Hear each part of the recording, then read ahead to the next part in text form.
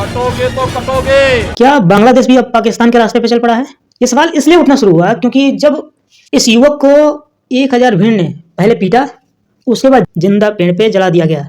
इस घटना के सैकड़ों लोगों ने वीडियो बनाई क्योंकि ये एक विचारधारा दिख रही है। वो एटम बम से इतना नहीं डरती जितना इस्लाम से डरती। क्या इसी दिन के लिए भारत ने अपने सैनिकों की जान गंवाई थी और इन बांग्लादेशियों को बचाई थी?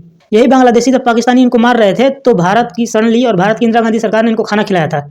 और तब भी भारत के लोग कह रहे थे कि क्या करने जा रहे हो। और इंदिरा गांधी और कांग्रेस और भारत के लोगों ने अपनी पीठ तो खूब थपथपाई कि 1971 में हमने पाकिस्तान को हरा दिया, लेकिन जब लोग सवाल पूछते हैं कि इससे भारत को क्या मिला तो कोई जवाब नहीं आता। क्या इस बांग्लादेश को बचाने के लिए इंदिरा गांधी ने युद्ध लड़ा था? और ये पहली घटना नहीं है, इससे पहले कितने मंदिर तोड़े गए, इससे पहले पता नहीं कितने हिंदुओं के घर में आग लगा दी गई, लेकिन बांग्लादेशी सरकार कुछ नहीं की। और इस मामले में भी सड़कों पे लोग थे लेकिन कहीं भी बांग्लादेशी सेना नहीं दिखाई दी। और बाद में बांग्लादेश की ही सैनिक ने कंफर्म किया कि इस व्यक्ति की कोई गलती नहीं थी। जिस आदमी की कोई गलती नहीं है उसे भीड़ ने मारा और मारने के बाद जला दिया। और जलाया तो जलाया, इसका सरेआम वीडियो रिकॉर्ड किया गया और इंटरनेट पर वायरल किया गया। ये दिखाया गया कि बांग्लादेश से अब हिंदू बाहर निकल जाएं। तो इसमें भारत सरकार क्या कर रही है? भारत का विपक्ष एनआरसी का विरोध करने उतर गया, लेकिन एक भी सेकुलर नेता इस पर बात करने के लिए तैयार नहीं है। और भारत ने भी तो ढोंग रचा, अलग से सेकुलरिज्म की हमने डिफिनेशन बना ली अपने लिए। हमने कहा कि वेस्टर्न सेकुलरिज्म अलग है, भारत की सेकुलरिज्म अलग है। और इसीलिए हम कह रहे हैं कि क्या बांग्लादेश सच में फिर पाकिस्तान के रास्ते पे आ गया है? और ऐसे बांग्लादेशियों के लिए हमारी सरकार क्या कर रही है? हमारे हिंदू शिरोमणि जिनकी 56 इंच की सीना है वो क्या कर रहे हैं? भारत विरोधी नारे खुलेआम बांग्लादेश में लग रहे हैं, हिंदू विरोधी नारे खुद बांग्लादेश में लग रहे हैं। और तब तो यही लगता है कि योगी जी, जब महाराष्ट्र इलेक्शन हो रहा था तो योगी ने एक बात कही थी कि बटोगे तो कटोगे।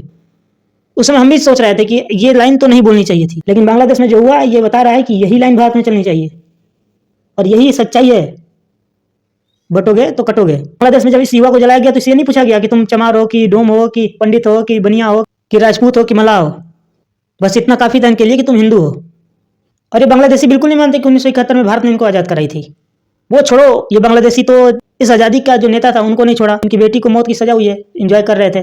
कभी बांग्लादेश के टेक्स्ट बुक को पढ़िए, बांग्लादेश की आज़ादी के बारे में जब बात की जाती है तो ये कही जाती है कि भारतीय सेना ने थोड़ी बड़ी मदद की थी, बाकी लड़ा तो हमारा मुक्ति वाहिनी ही था।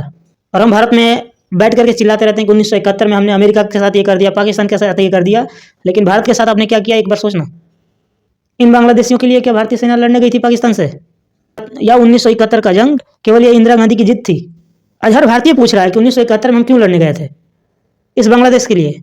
चलिए ठीक है, जिनको अपना पीठ थपथपाना है, हम भी इंतजार करेंगे, आप भी इंतजार करिए। क्योंकि अगर अब भी अगर सोच रहे हैं कि आप बट के रहिएगा ना तो भविष्य आपका भी अच्छा नहीं है।